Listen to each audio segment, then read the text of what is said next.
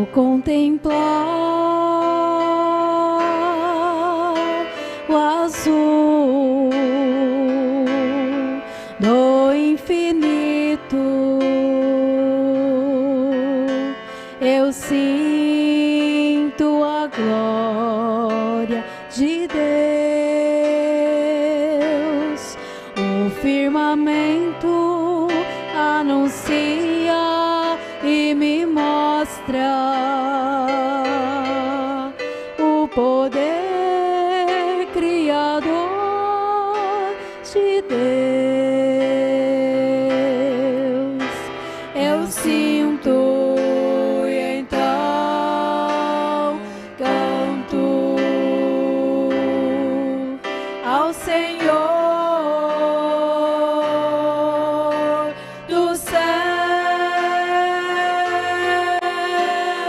Santo, Santo, Santo, poderoso é Deus.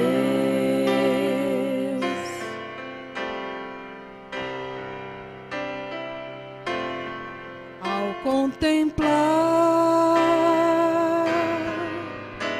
as flores, as matas, as cascatas a rolar, olhando a praia, o rio e as ondas, a Deus elevo o meu dedicar. Eu sinto e então canto ao Senhor no céu. Santo, Santo, Santo, poderoso é Deus.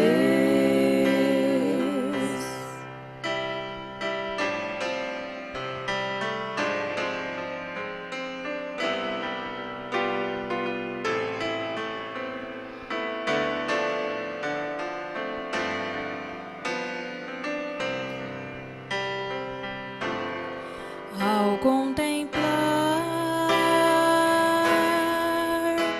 a cruz ensanguentada, eu sinto o amor de Deus. Então me prostro aos pés de Cristo. Que segurança me levará ao céu. Eu sinto e então canto ao Senhor do céu. Santo, Santo, Santo, poderoso é Deus. Eu sinto e então canto ao Senhor do céu.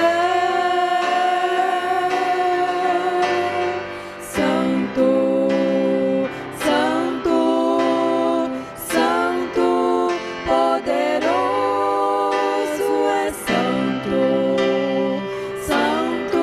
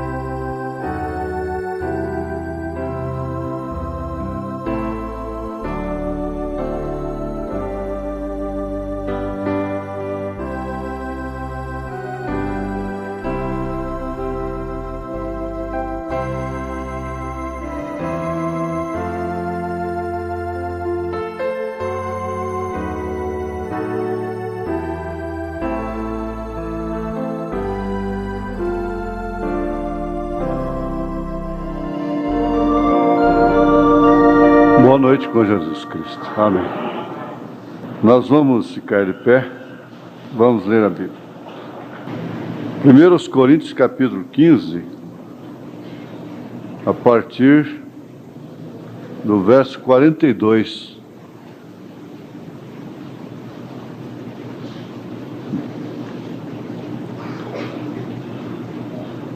Assim também a ressurreição dos mortos, semeia-se o corpo em corrupção, ressuscitará em incorrupção. Semeia-se ignominia, ressuscitará em glória. Semeia-se em fraqueza, ressuscitará com vigor. Semeia-se corpo animal, ressuscitará corpo animal, espiritual. Se há corpo animal, há também corpo espiritual. Assim está também escrito: o primeiro homem, Adão, foi feito em alma vivente. O último Adão em espírito vivificante. Mas não é primeiro o espiritual, senão o animal. Depois o espiritual. O primeiro homem da terra é terreno. O segundo homem, o Senhor, é do céu. Qual o terreno? Tais são também os terrenos. E qual o celestial? Tais também os celestiais. E assim como trouxemos a imagem do terreno, assim traremos também a imagem do celestial. E agora digo isto, irmãos, que a carne e o sangue não podem herdar o reino de Deus, nem a corrupção herda a incorrupção. Eis aqui vos digo um mistério. Na verdade, nem todos dormiremos, mas todos seremos transformados num momento, num abrir e fechar de olhos, ante a última trombeta, porque a trombeta soará e os mortos ressuscitarão incorruptíveis, e nós seremos transformados. Porque convém que isto que é corruptível se revista da incorruptibilidade, e que isto que é mortal se revista da imortalidade. E quando isto que é corruptível se revestir da incorruptibilidade, e isto que é mortal se revestir da imortalidade, então cumprir-se-á a palavra que está escrita: tragada a morte na vitória. Onde está a morte o teu aguilhão? Onde está o inferno a tua vitória? Ora, o aguilhão da morte é o pecado, e a força do pecado é a lei. Mas graças a Deus que nos dá a vitória por nosso Senhor Jesus Cristo.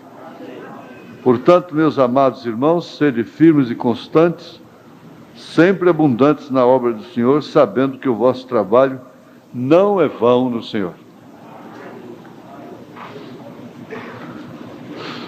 Senhor Deus, nesse dia têm sido levantadas centenas de orações aqui nesse lugar.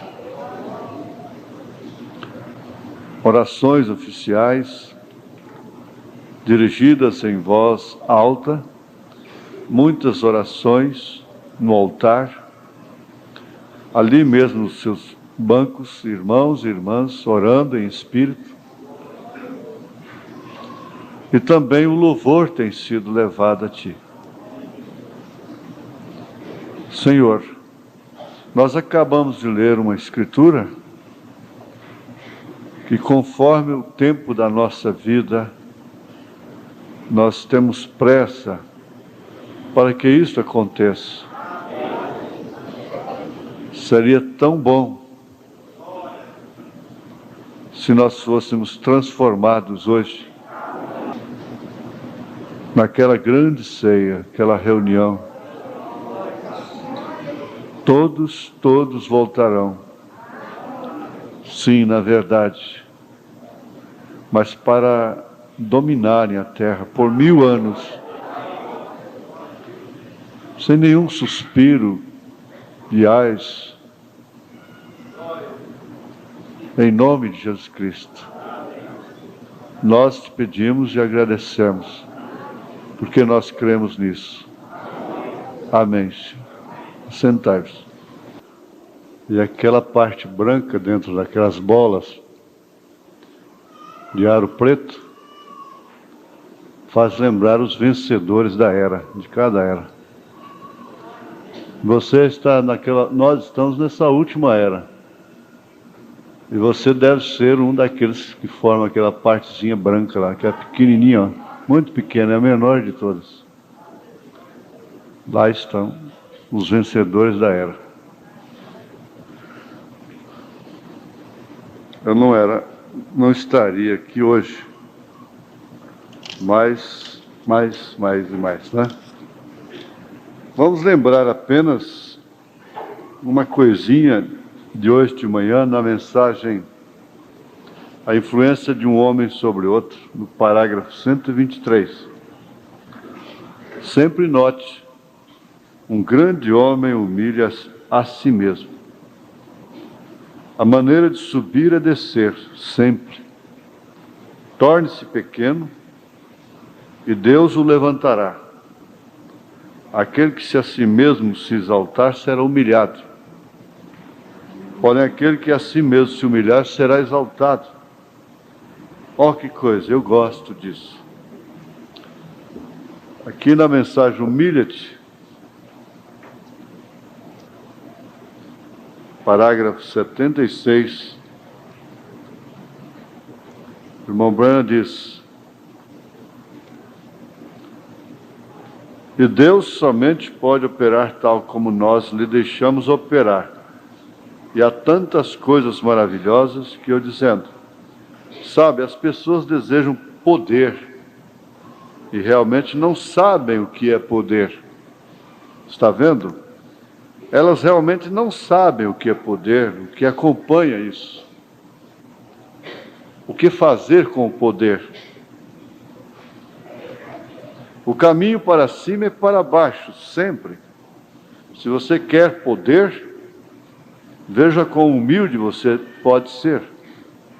Somente fuja de todos os pensamentos mundanos e humilhe-se diante de Deus, e então você tem mais poder do que o homem que corre por todo o edifício e faz muito barulho. Está vendo? Porque você foi capaz de conquistar a si mesmo e comprometer-se a Cristo.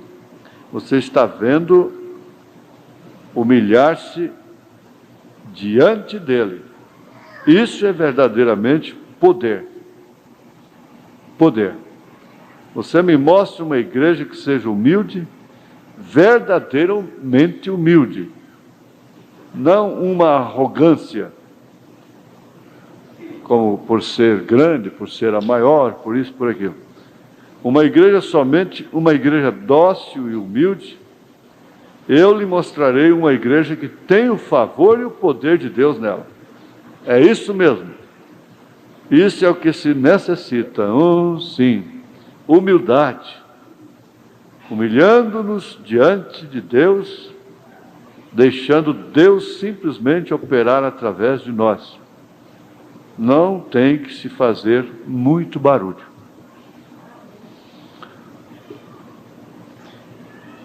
Eu gostaria de discorrer um pouquinho mais sobre o que Paulo está falando aqui, nesse capítulo da sua primeira carta aos Coríntios, capítulo 15, né?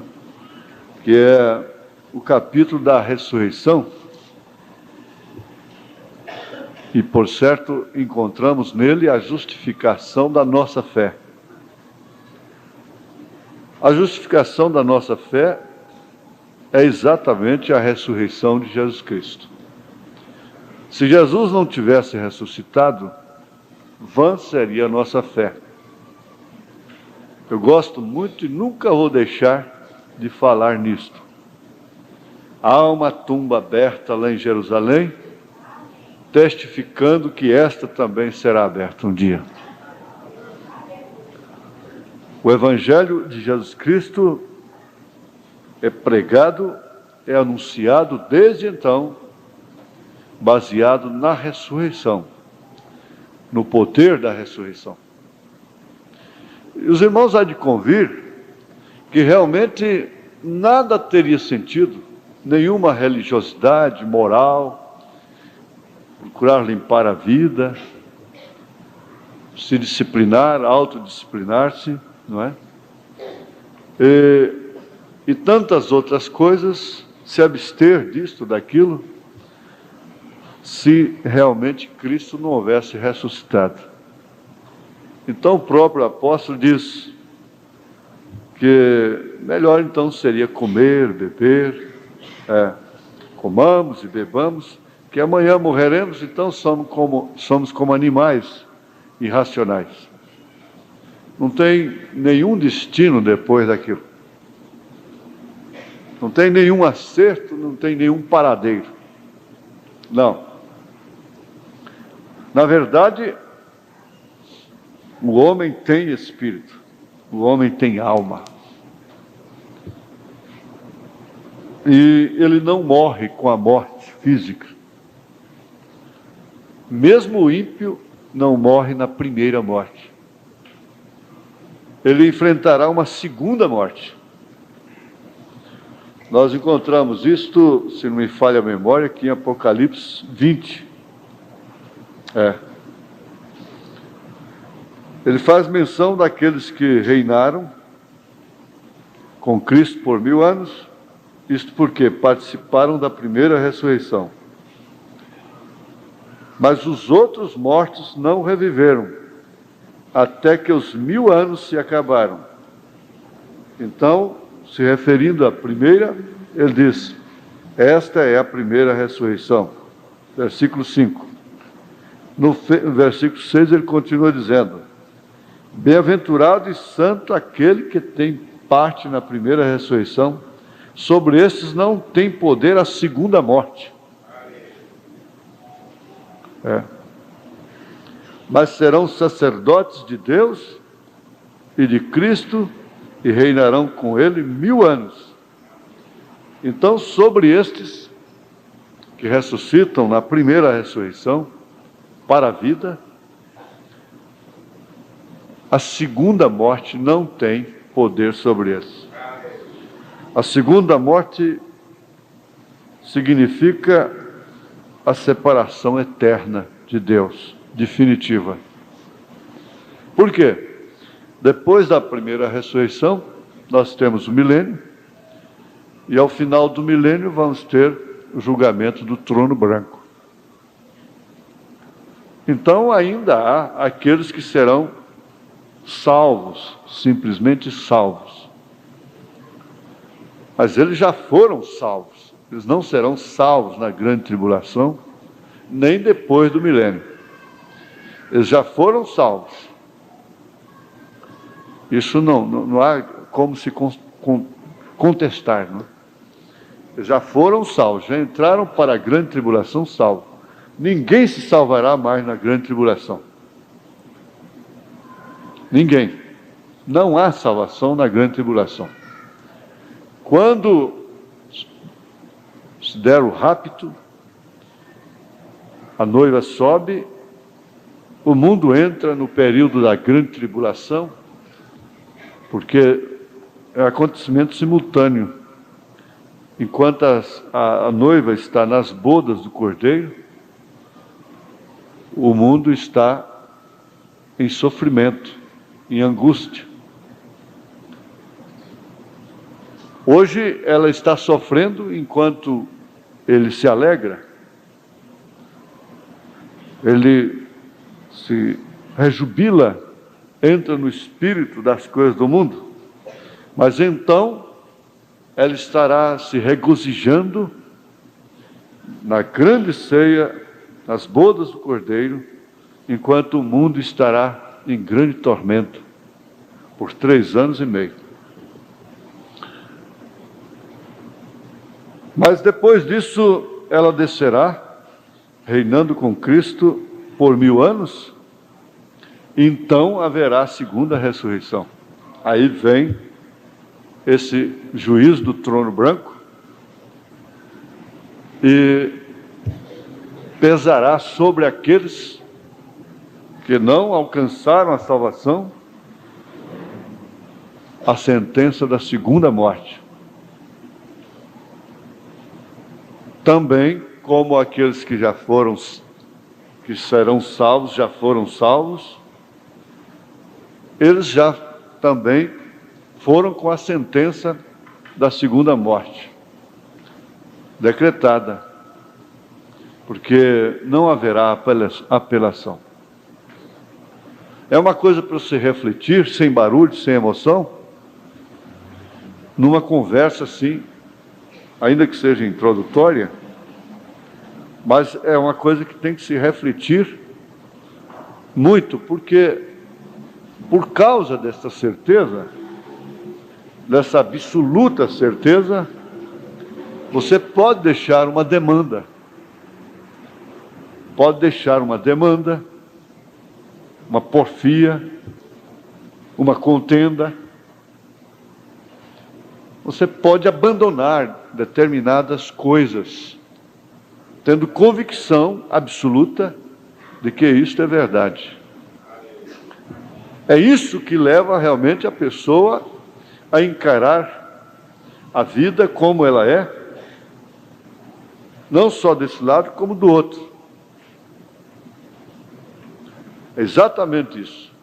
Aí então, dá-se o fato, isto é, o cumprimento daquilo que Jesus disse.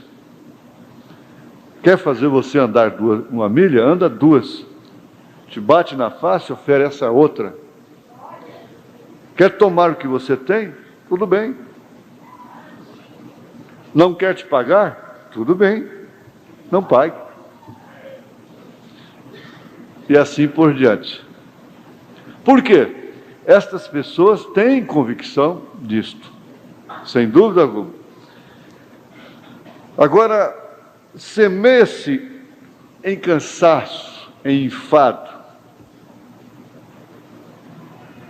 Este corpo cansado é semeado em cansaço, em enfado. Porém, ressuscitará um corpo incorruptível, portanto, não mais sujeito a cansaço, a ignominia, a enfado. Isso você tem que bater o cravo, dizer: isto é assim diz o Senhor. Pronto. Semeia-se em fraqueza, ressuscitará com vigor.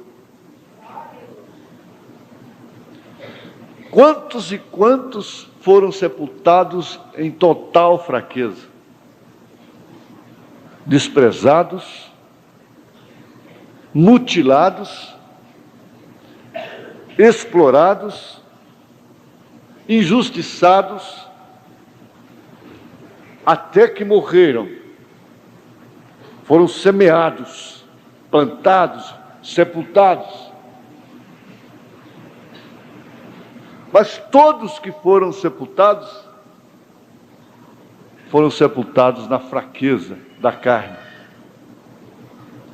Porque essa é em fraqueza, é em corrupção.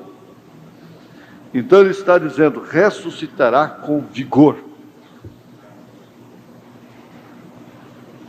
Aquela velhinha, muito velhinha, com 90 anos de idade, foi semeada, foi sepultada no cansaço da idade, no esgotamento total que uma pessoa pode ter, 90 anos de idade.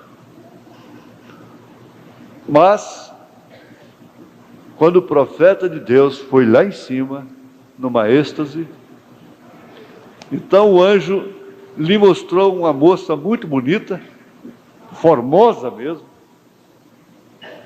E ele disse: você sabe quem é esta? Ele disse: não. Ele disse: pois bem, essa é aquela velhinha que você conduziu a Cristo lá na terra, aos 90 anos de idade. Ela foi conduzida já no cansaço da vida, no extremo cansaço da fraqueza, do enfado. Uma pessoa com 90 anos não quer nem mesmo, às vezes, mais 1 ano ou 2 de vida. Muitas delas. Agora, lhe é apresentada uma moça tão formosa, tão bonita, jovem.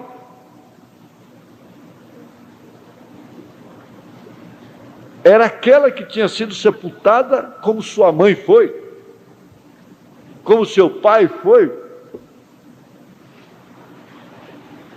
como seu filho, sua filha foi sepultado.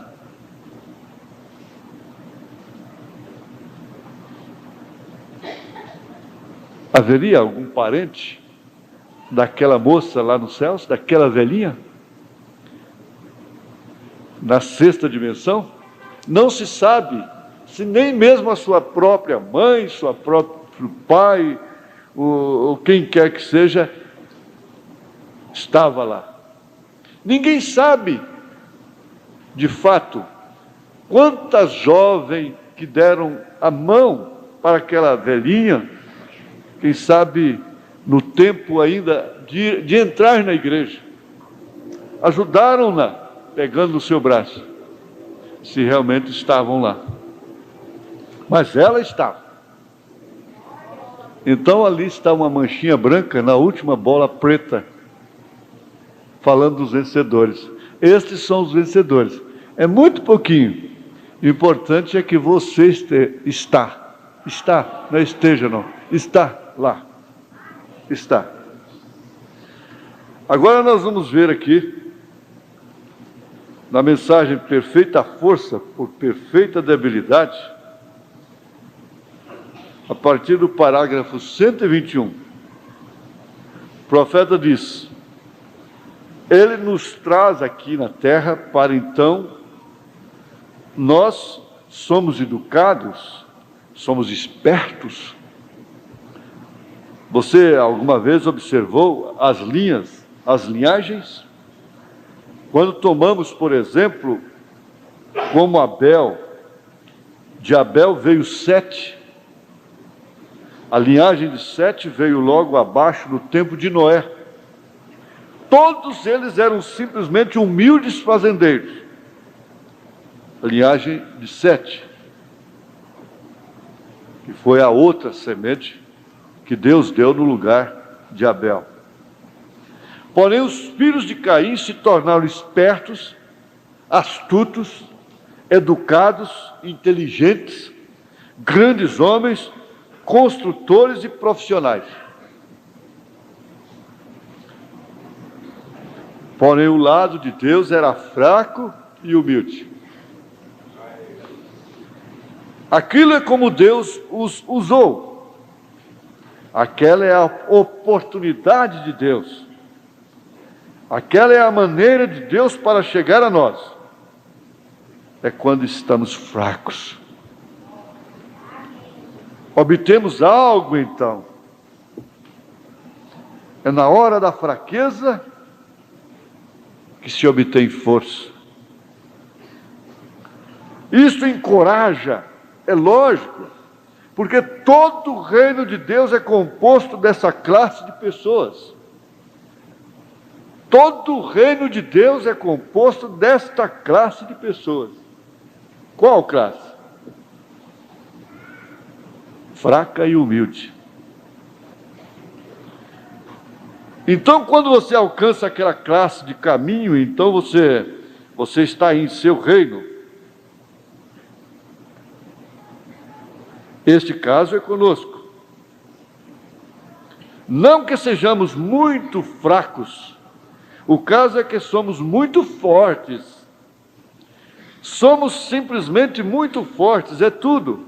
A coisa é que somos muito cabeçudos, teimosos, correto? Somos muito fortes em nossas cabeças. Sabemos muito. Deus quer tirar aquilo de nós. Correto? Somos muito fortes. Somos muito fortes para nos rendermos a Ele como deveríamos nos render. Somos muito fortes para virmos ao altar e pormos a nossa cara no chão, humilhados, chorando aos seus pés.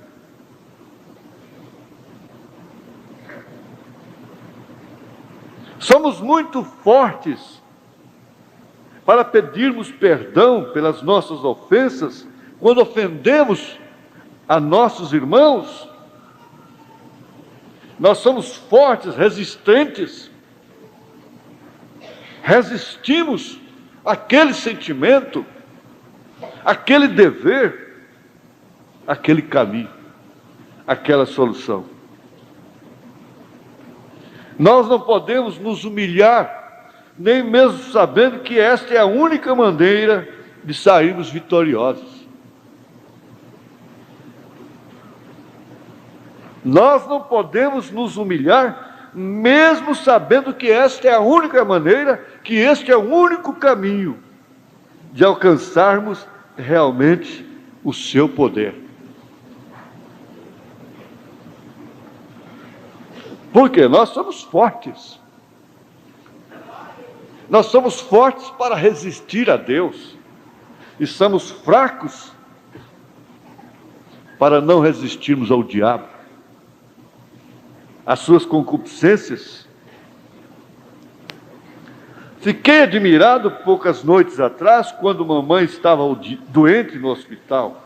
Eu fui, havia uma pequena senhora do outro lado. Se aquela pequena senhora está aqui, me perdoe, irmã. Ela é uma pequena garota de Kentucky. E nós estávamos, e aquela era sua sogra. E eu estava falando com ela aquela noite, minha esposa e eu, ali cerca de 1h da manhã. E seu esposo havia deitado no chão e foi dormir. Ela disse: saia daqui, você não é nada bom para sua mãe, de qualquer modo. A esposa disse para o marido. E o pôs para fora, seu esposo, fora do quarto, porque ele estava deitado, atravessado na porta, onde as enfermeiras, ninguém poderia entrar, simplesmente roncando no chão. Assim sendo, ela o acordou e o pôs para fora do quarto. E ela começou a falar ali. Eu comecei a lhe falar sobre o Senhor e assim por diante. E ela me disse, ela disse, tudo que eu conheci foi um enxadão e como cuidar da sementeira do tabaco bem cedo na manhã, cortando fora as ervas daninhas e processando o tabaco. E assim por diante, daquela maneira. Disse, porém, eu lhe direi, disse, papai nos enviou cada um à escola. E disse, nenhum tem cabeça para nada. Nenhum. Eu pensei, irmão Brennan, talvez seja esta a razão. Você tem que manter as coisas do mundo longe de você. Se você não quiser permanecer forte para resistir a Deus. Se você se mantém as coisas do mundo perto de você, e se você se mantém no calor delas, você se torna forte para negar a Cristo. Você toma coragem para fazer coisas que você nunca faria se você estivesse longe do mundo. Você não teria coragem de fazer aquilo, mas na verdade você se aproximou do mundo, você sofreu o seu calor e se embebedou com o seu vinho. E por isso então você perdeu a consciência, perdeu o sentimento, perdeu o temor de Deus para fazer o que fazes. Agora, não estou apoiando de maneira alguma a ignorância, não aquilo, mas estou tentando imaginar quando você chega a um lugar onde você pensa que você simplesmente sabe tanto que ninguém mais sabe nada sobre isso. Não há ninguém que possa falar para você e que isso possa mudar o seu caminho. Está certo que você vai continuar da mesma forma, mesmo concordando com o que você está ouvindo, você vai continuar se vestindo da mesma maneira e vai continuar agindo da mesma forma. Você não vai mudar, porque quando você vai mudar, você sabe por dentro que você está mudando de fato. Seu conhecimento está correto até que não interfira nas promessas de Deus e que não impeça que você se aproxime dele em humildade. O mundo te aquece, o mundo te encoraja a resistir a Deus e te põe forte contra a palavra, e ele te dá força para resistir ao Espírito Santo, até que não haja mais nenhuma condição de retorno. Ele disse: se hoje ouvirdes a voz do Espírito Santo, não endureçais os vossos corações, ou o vosso coração como povo, como fizeram lá no deserto.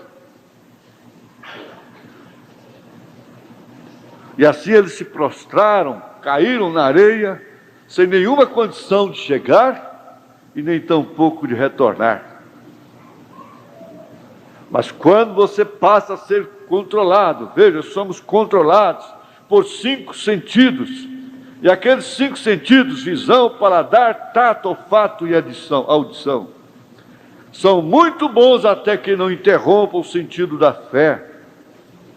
Eles te colocam fortes na dúvida e fraco na fé.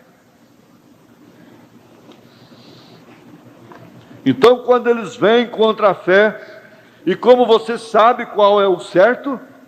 Porque a fé sempre concordará com a palavra. Então é quando você ficará forte contra a dúvida. Contra a dúvida. Ficando forte contra a dúvida, você está forte na fé. Você está forte contra o pecado.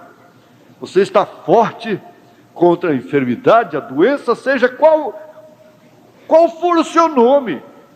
Então, quando eles vêm contra a fé, e como você sabe qual é o certo, porque a fé sempre concordará com a palavra.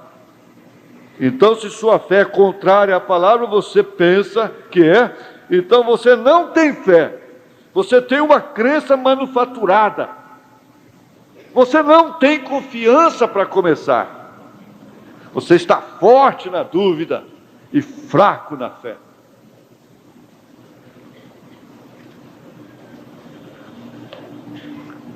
Mas na verdade nós deveríamos ter uma fraqueza nesta hora. Reconhecermos que estamos na fraqueza. E Paulo orou várias vezes. 3 vezes orei ao Senhor para que se desviasse de mim aquele espinho, o qual Satanás havia posto no meu corpo, para me chicotear, para que não exaltasse pelas excelências das revelações. Mas o que disse Jesus para ele? Ele disse-me: a minha graça te basta, porque o meu poder se aperfeiçoa na fraqueza. De boa vontade, pois, me gloriarei nas minhas fraquezas, para que em mim habite o poder de Cristo. Então você fica fraco para Deus. Deus pode fazer o que bem entende com você. E você fica forte para resistir o diabo. O diabo não poderá fazer o que bem entende com você. Vamos ali? Vamos. Vamos acolá? Vamos. Vamos fazer isso? Vamos. Não. Ele nunca vai ouvir um vamos de você.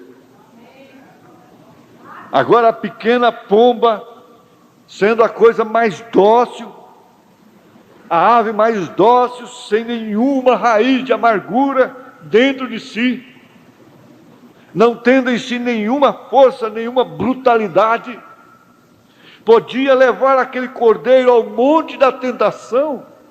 Veja como ele era fraco para ser dirigido pela pomba. Ela pôde levá-lo até mesmo à cruz. Ele não tinha como resistir os seus pequenos toques. Ele era fraco. E Deus podia fazer, a pomba podia levá-lo até mesmo à morte, porque ele era fraco.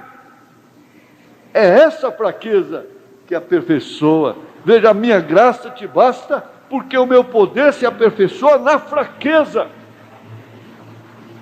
De boa vontade, pois, me gloriarei nas minhas fraquezas, para que em mim habite o poder de Cristo, pelo que sinto prazer nas fraquezas, nas injúrias, nas necessidades, nas perseguições, nas angústias, por amor de Cristo, porque quando estou fraco, então sou forte.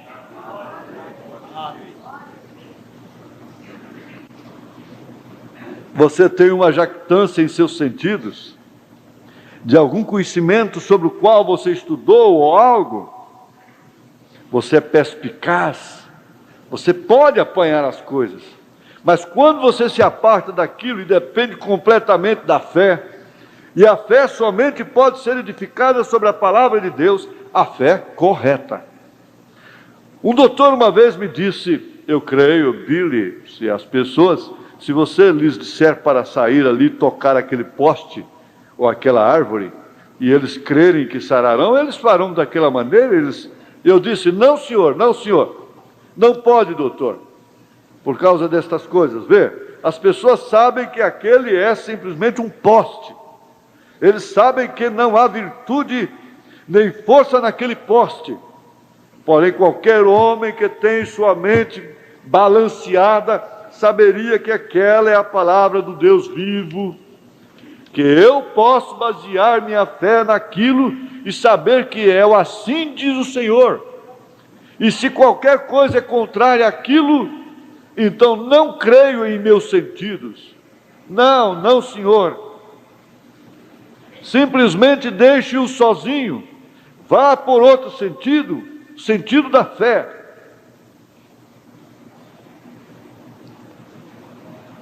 É fácil você dizer, eu duvido de mim. Eu não duvido do profeta. Eu não duvido da palavra. Eu não duvido de Deus. Eu duvido de mim. Não importa o quanto interpretem isso mal.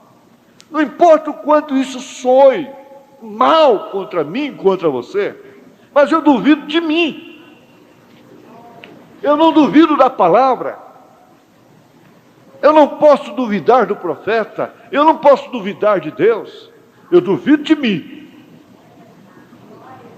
Correto? Deus toma aquelas pessoas para fazer quando elas são ninguém, elas se renderão a Ele.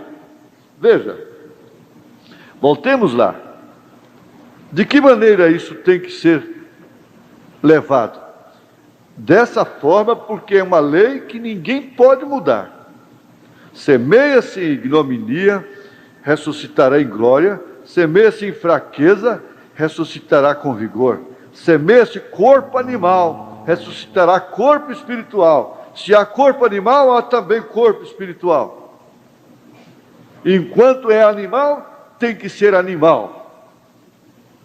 Enquanto animal, é fraqueza, é cansaço, é enfado. Enquanto é animal, a tendência é essa, é duvidar. Eles estavam com Jesus pessoalmente. E Jesus teve que censurá-los, dizendo, vocês são tardos, necios de corações. Eu estou convosco há quanto tempo? E vocês ainda duvidam? Em outras palavras, vocês estão pensando que eu ia morrer afogado aqui com vocês nesse barco? Bonito! A Bíblia teria uma história depois. E Jesus morreu afogado com seus discípulos. Você tem que pensar isto. Quantas vezes ele disse: por amor do meu nome, eu não vou tirar esse povo, eu não matarei esse povo, por amor do meu nome.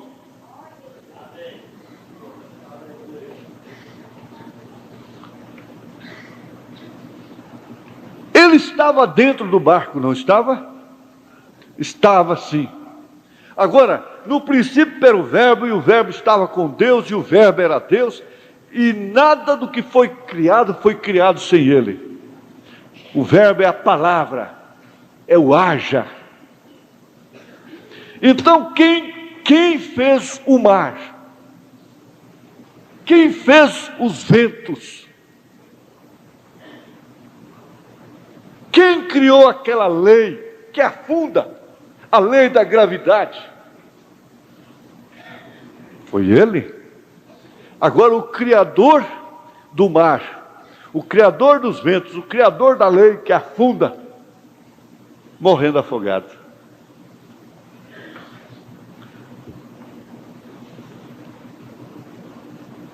A irmã, o irmão, está sendo, nesta hora, intimado, desafiado a analisar isso, porque ele está dentro do seu barco.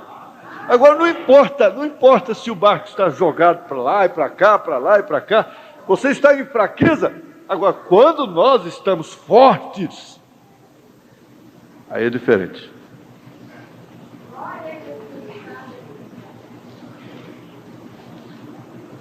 Eu quero pensar um pouquinho nisto aqui. Esse corpo que nós vemos, esse corpo material, físico, terreno, é como um barco. É como um barco. Ele é templo, ele é barco. Por quê? Ele é recipiente. Agora, se Jesus está dentro deste barco, então você está sendo jogado para lá e para cá, porque os ventos estão aí, constantemente, diariamente, e nos jogando para chocarmos. Mas como é que você pode, o profeta diz ali no mensagem que está aberta em cima da minha mesa, ele disse: Deus não pode te perder. Ele não pode nunca te perder. Se Ele te comprou, se Ele te salvou um dia, Ele não pode te perder. Deus nunca perdeu. Aqui na carta aos Romanos, São João, no Evangelho segundo São João, capítulo 10, versículo 26.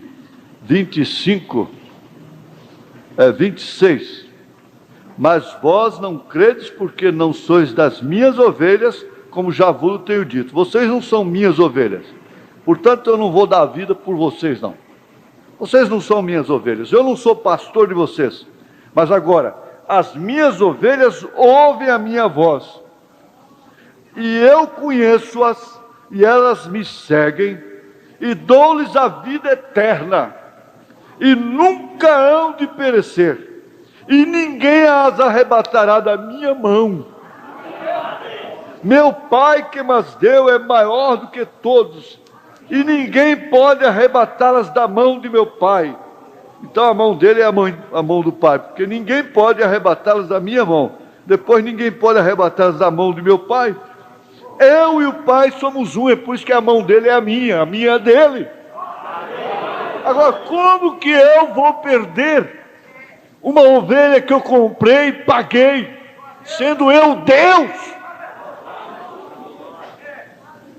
O profeta diz ali, naquela mensagem assim, que ele te recolhe, ele pode te recolher antes do tempo. Ele diz: vem para casa, filho, já que você não quer permanecer na minha palavra, então eu vou te recolher, eu vou te chamar. Vem embora. Mas te perder, não. Eu lembrei agora da história daquele barquinho, aquele barquinho encastuado de ouro, e que foi embora nas águas, né?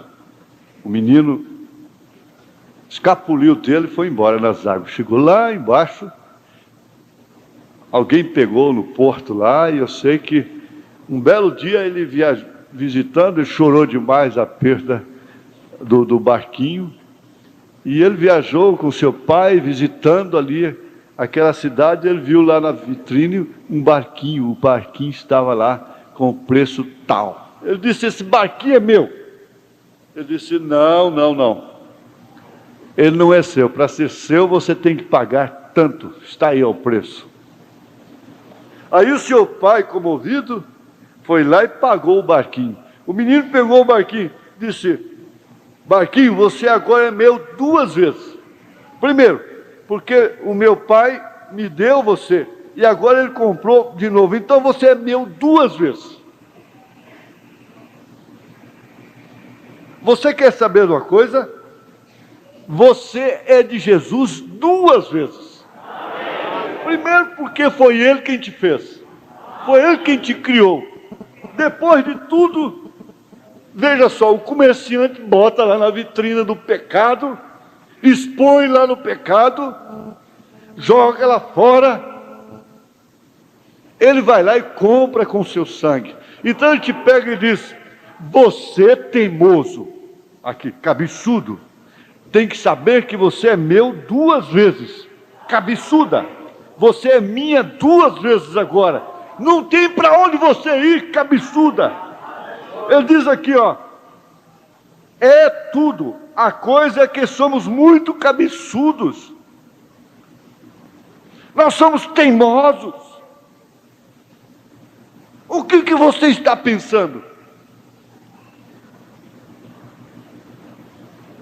Quando ele olhou lá de cima, muito antes da fundação do mundo, ele olhou através do tempo, ele viu uma cidade chamada Jericó, e aquela cidade cercada de muralhas que podiam passar carruagens, 2 carruagens paralelas, em cima do muro, a cidade cercada, e ainda sobrava para fazerem casas,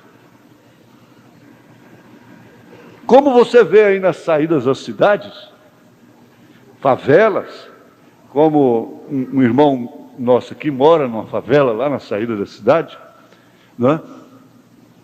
Então, ela estava lá, uma casinha, uma moça muito bonita, isso Deus vendo lá desde antes da fundação do mundo. Seu pai paralítico, sua mãe também entrevada, e ela teve que vender seu corpo para tratar dos seus pais.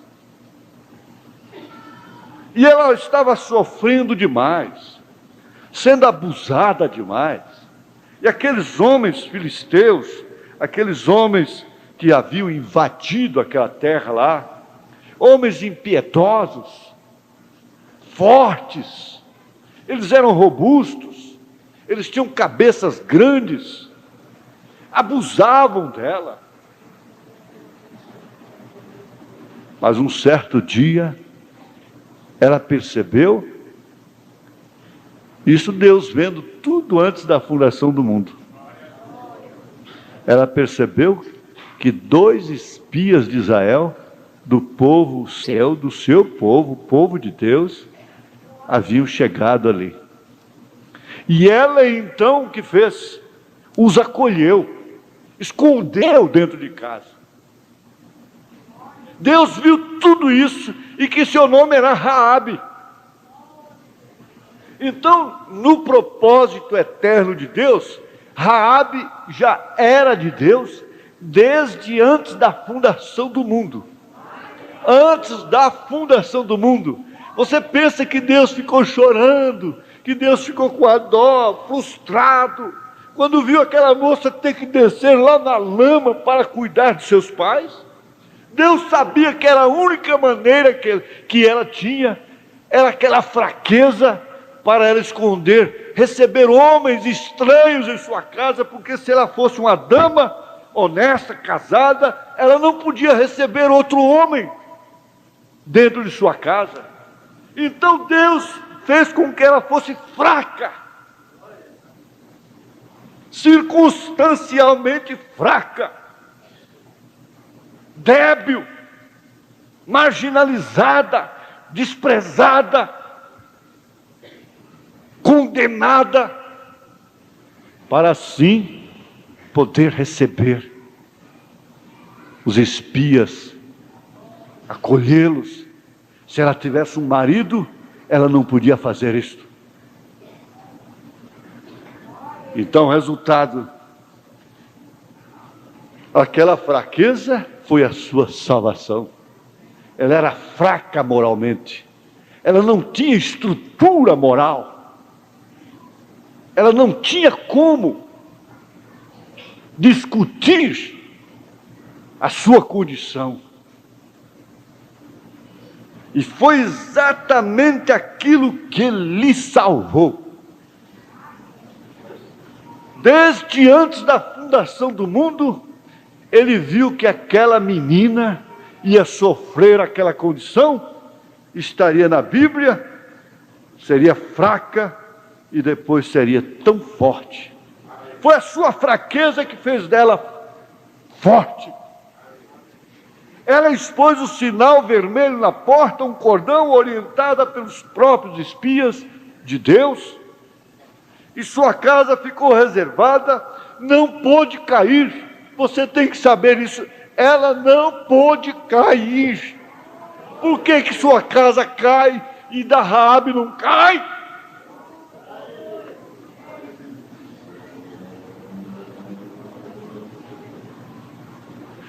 Ela não tinha mais aonde cair? Sim, tinha. É porque tinha um cordão vermelho de pendurado.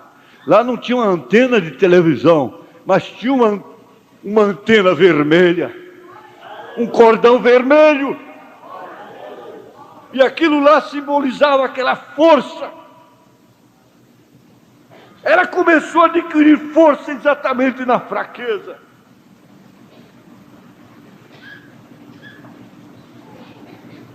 E lá, exatamente lá, naquele lugar, ela obteve aquilo que muitos e muitas israelitas não obtiveram. Isso que é um desafio. Pessoas que podiam ser fortes, pessoas que podiam ser vitoriosas, pessoas que podiam ter entrado na terra prometida, pessoas, quantas moças de Israel poderiam ter casado, uma delas se casado com Salmão, o general, mas foi ela, foi Raabe, para ser mãe de Davi. E Davi, veja, a descendência de Davi vem Cristo.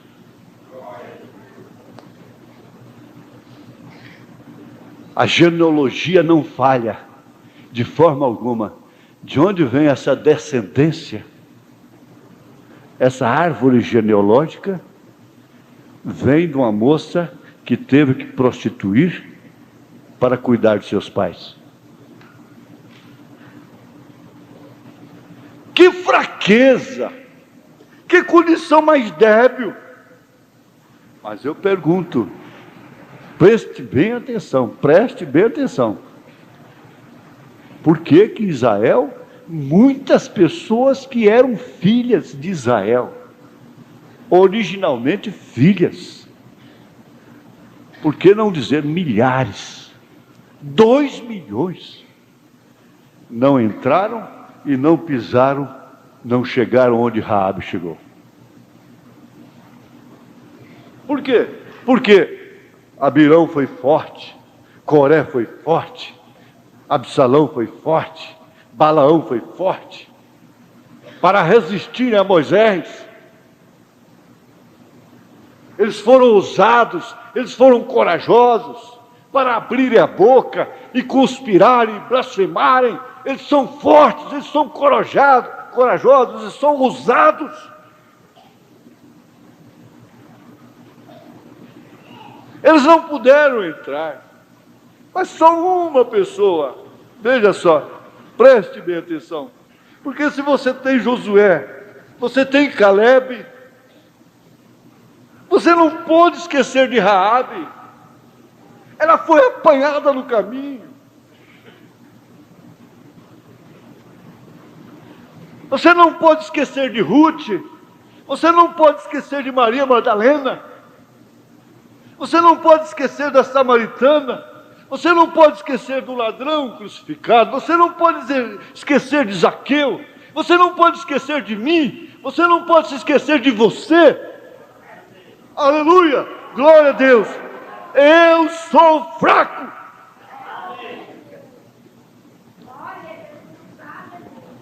Você é fraca. Você é fraco. Você não pôde resistir ao Espírito Santo quando Ele enviou a sua mensagem neste dia, nesta hora. Você não teve como rejeitá-la. Agora, quando Paulo está falando dessa semeadura, é claro que ele está falando desse corpo que é semeado lá na sepultura, ele está falando da ressurreição, mas tudo isso só opera quando operou antes. Em outro sentido, esse mesmo fenômeno, antes, perfeitamente antes de acontecer aquilo de você descer à sepultura mesmo, fisicamente falando. Aquele que crê em mim, ainda que esteja morto, viverá, disse Jesus Cristo. Aquele que crê em mim tem vida eterna. Agora ninguém podia estar mais fraco do que Raabe, naquela circunstância, para depois tomar uma posição tão invejável.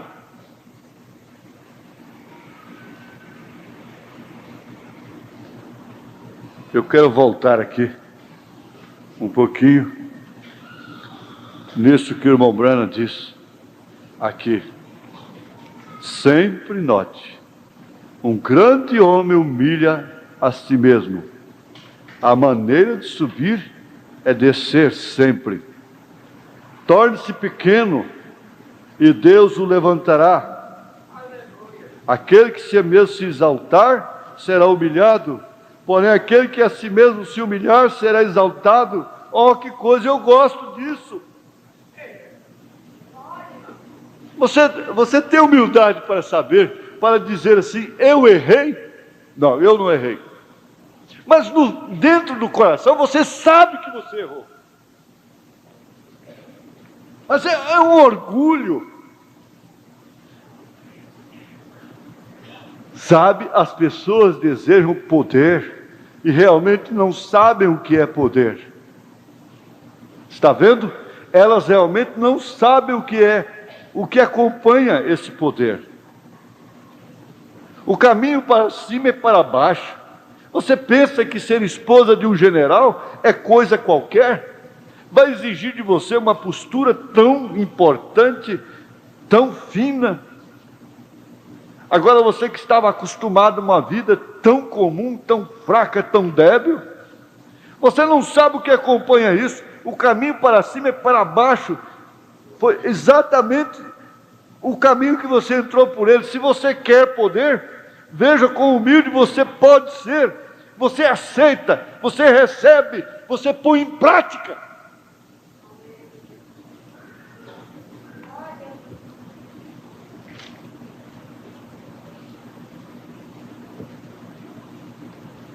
Vamos pensar um pouquinho agora.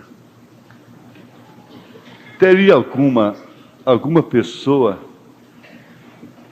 não vamos pensar agora em cura, não.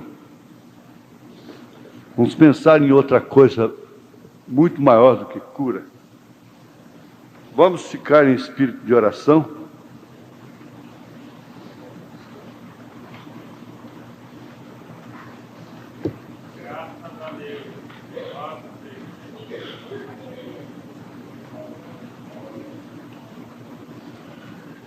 Você quer se humilhar na presença de Deus? Ou você é forte?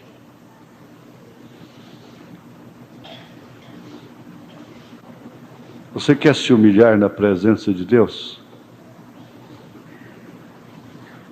Você deseja humilhar-se a si mesmo no altar?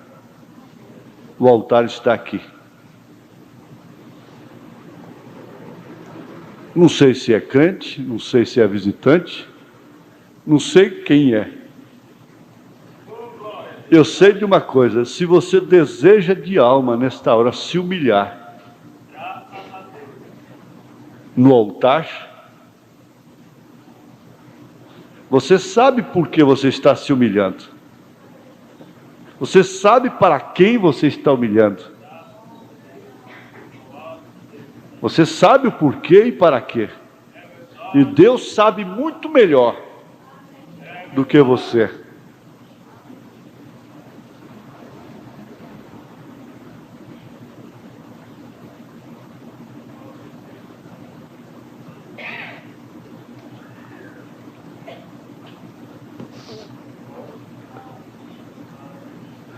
Eu não quero ser arrogante, Senhor.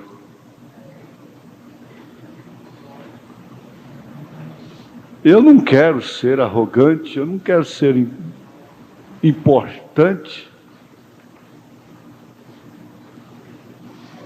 Eu quero me humilhar apenas. Eu estou forte demais, minha natureza está muito forte, meu coração está forte demais.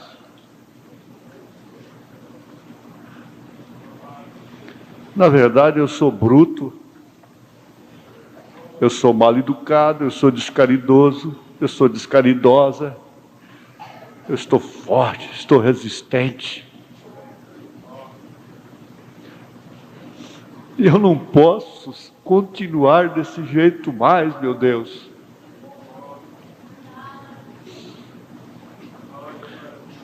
A minha carne está sempre pronta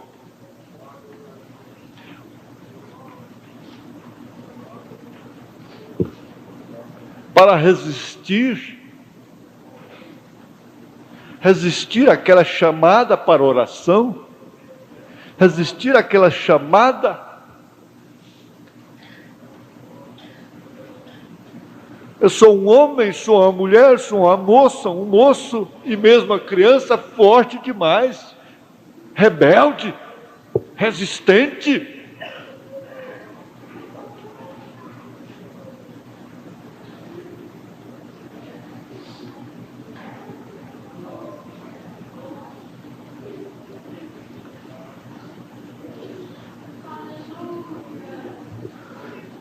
Oh, Jesus, por que eu tenho sido tão forte, quando era tão fraco para obedecer? Era um pequeno toque, eu já estava orando. Era um pequeno toque, eu já estava lendo. Era um pequeno toque, eu já estava de joelhos. Era um pequeno toque, eu já estava chorando.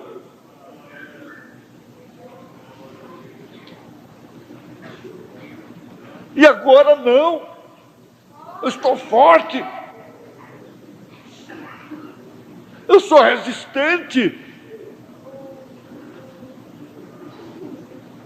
Quando a tua palavra diz: resistir o diabo e ele fugirá de vós, não é resistir a Deus, não é resistir ao Espírito Santo.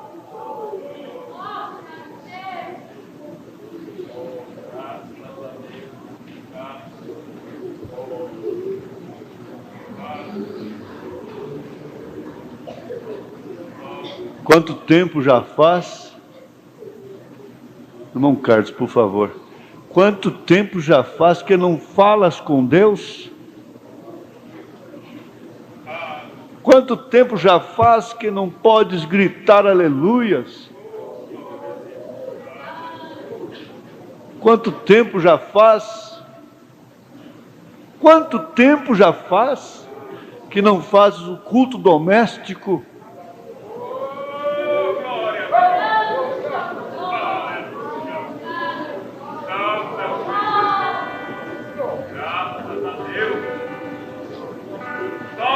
Quanto tempo já faz que eu não posso dizer Deus te abençoe, querida? Quanto tempo já faz que eu não digo Deus te abençoe, meu amor, meu querido? Quanto tempo já faz que eu não digo, não posso dizer Deus te abençoe, papai? Deus te abençoe, mamãe. Eu te amo, papai. Eu te amo, mamãe. Eu te amo, meu filho. Eu te amo, minha filha. Quanto tempo já faz? Quanto tempo já faz que ficaste forte? Forte. É forte demais para suportar tantas mensagens poderosas. Pode pôr fitas do irmão Brana rodando dia e noite, mas está forte. Resiste, resiste.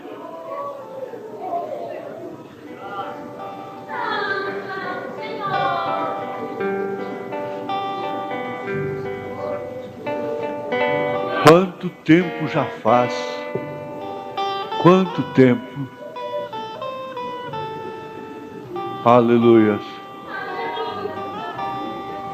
Quanto tempo já faz?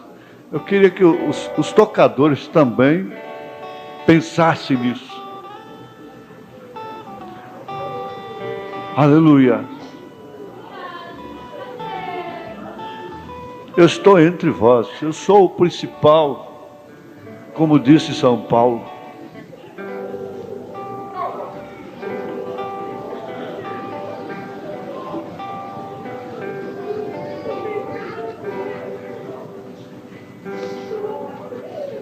Eu não sei, alguma coisa vai te acontecer de bom. De bom. É de bom mesmo. De real, de verdadeiro. De justo. E disse-me, a minha graça te basta, porque o meu poder se aperfeiçoa na fraqueza. Qualquer coisa você está derretendo na minha presença, não é?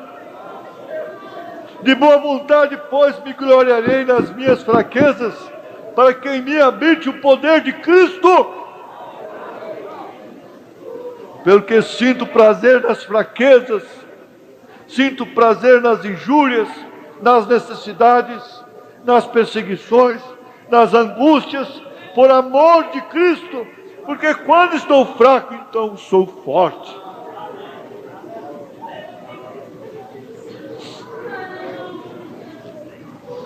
Aleluia.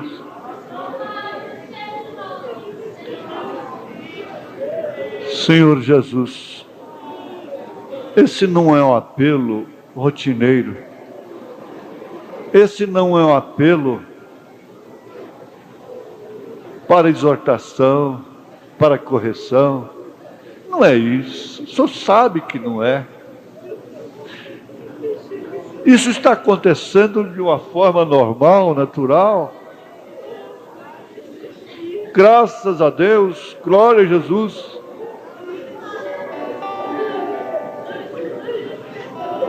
Nós ficamos com medo, Jesus, nós temos medo. E o medo não deixa o homem ser vitorioso. O medo não é do Senhor.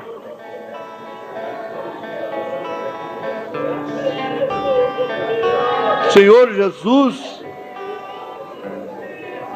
nós temos medo de receber o Espírito Santo. O que estará acontecendo? Nós temos medo de receber o Espírito Santo.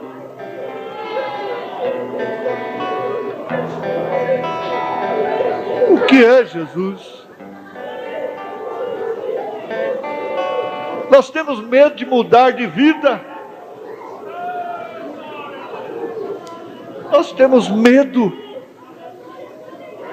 de dizer sobre tua palavra eu lançarei a rede. Sobre tua palavra eu lançarei a rede. Senhor Jesus, estas pessoas confiaram em Ti, elas são humildes, elas estão humildes aqui na Tua presença, elas estão no altar, Senhor, elas não são tão fortes mais, nós somos fracos, Senhor, nós somos fracos.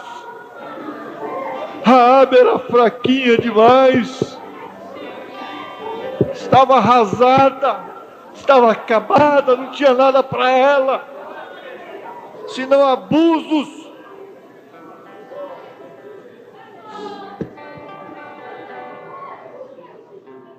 Aleluia.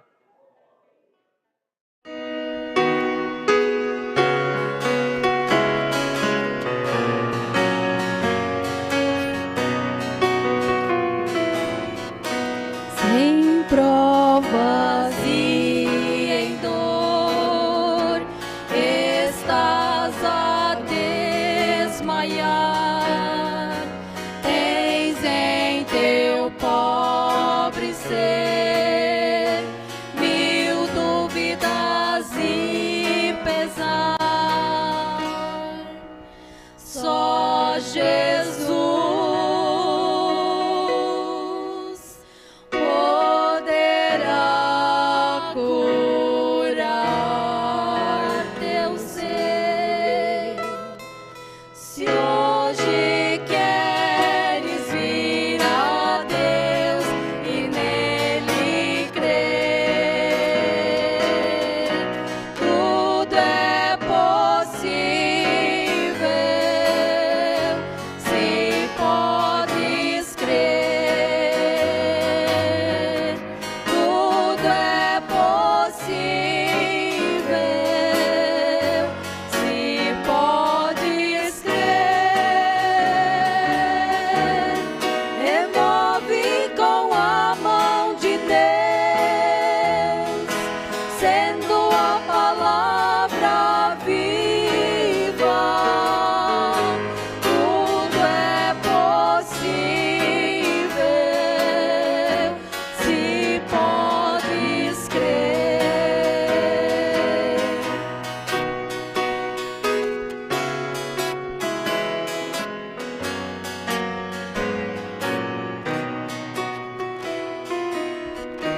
Cristo Senhor Jesus te chama a gozar a plena graça e luz e todo bem-estar.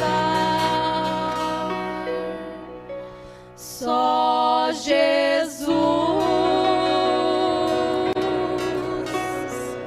poderá curar teu ser.